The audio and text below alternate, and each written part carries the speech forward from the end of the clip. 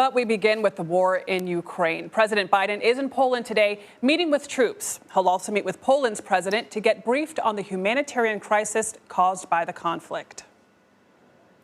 While visiting soldiers from the 82nd Airborne deployed to Poland, Mr. Biden thanked them for their service, calling the troops the finest fighting force in the world. First of all, thank you.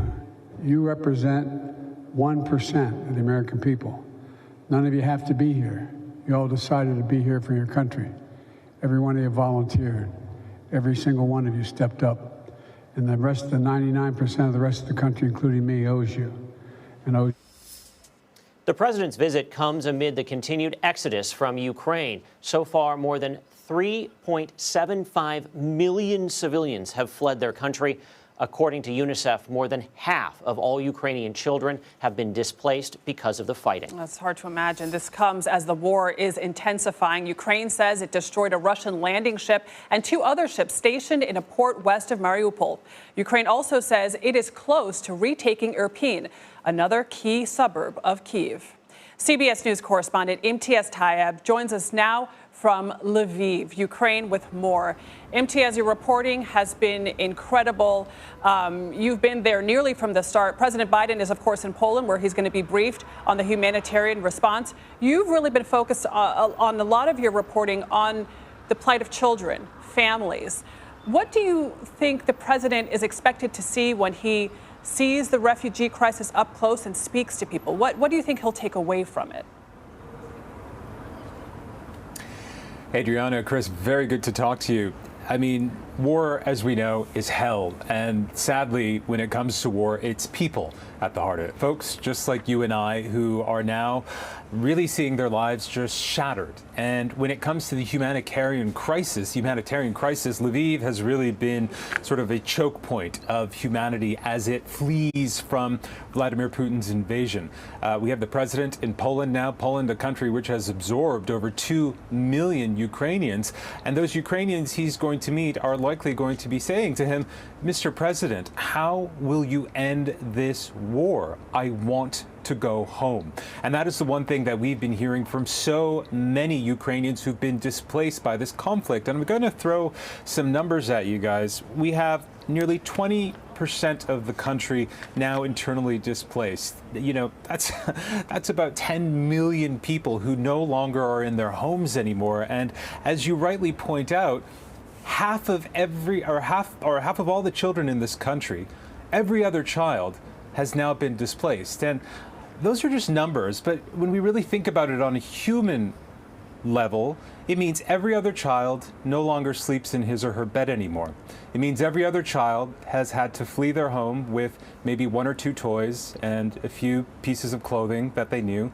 And it means every other child in this country no longer sees their friends, maybe doesn't see family members that they love. Their lives have been turned totally upside down. Half of the children in this country, and we've only been in this war for 1 month. And that is the humanitarian catastrophe that we're facing here in Ukraine at this moment. And it's something that the president will be seeing firsthand in Poland. Adriana, Chris. Imtiaz, it's hard to imagine the humanitarian crisis, but we know that the Ukrainian government is now saying 300 people died in that airstrike on the Mariupol theater last week. What's the latest on the ground in that key port city? I mean, Chris, it's just so staggering when you think about it. That theater, and who can forget that image, that aerial image where you saw in Russian script the words children.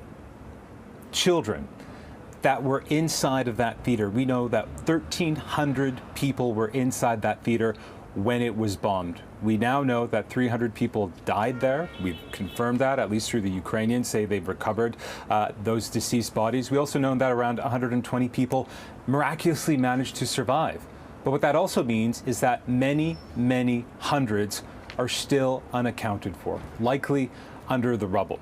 Now, the Russians are accusing what they describe as far-right neo-Nazis for bombing that theater.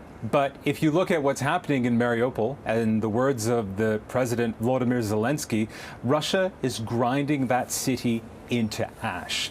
And so very few people believe that it was anybody else but Russia who destroyed that theater. And very quickly, I do want to add, the humanitarian crisis in Mariupol defies belief. We understand around 100,000 people are still there. And for weeks now, they have had no electricity, they've had no water, they've had very little food, very little access to medical supplies. And of the people who've been fleeing, we spoke to one family just the other day, and we had this mother, Svetlana. She had this bandage wrapped around her head, this terrible black eye. But this was not a broken woman. She spoke with a strength and a fury, I have to say. And she blamed Vladimir Putin for the hell, as she described it, that was rained down on her family. But she said she will go back to Mariupol and she will rebuild her home. Chris, Adriana. Imtiaz Tyab, thank you to you and your team. Stay safe on the ground there.